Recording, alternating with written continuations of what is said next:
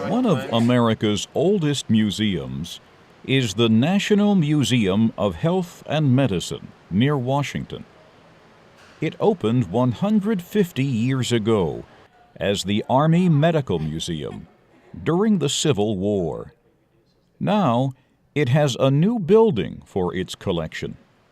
Jim Curley organizes the historical objects, like microscopes from the 1860s.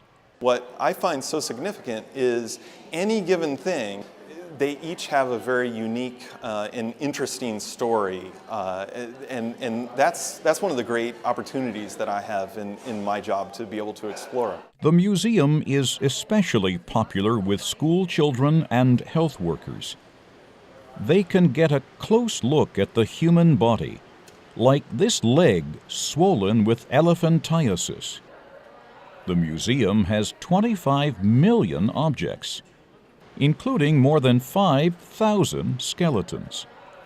Tim Clark is the deputy director. So the skeleton is of one of our first animal astronauts. Abel was a rhesus monkey. She flew into space for a very brief period of time in 1959. Some objects have been used for medical research by the military, including the bullet that killed President Abraham Lincoln in 1865.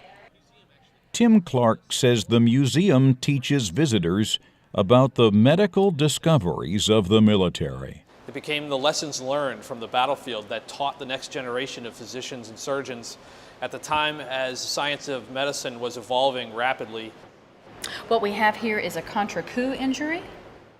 The museum's public programs manager, Andrea Tschirkolk, is talking about an exhibit on brain injuries. This is something that we wanted to highlight through actual brain specimens that show these injuries so that people can visually understand what goes on with the brain and how it is changed and why we have these resulting behavior and function problems.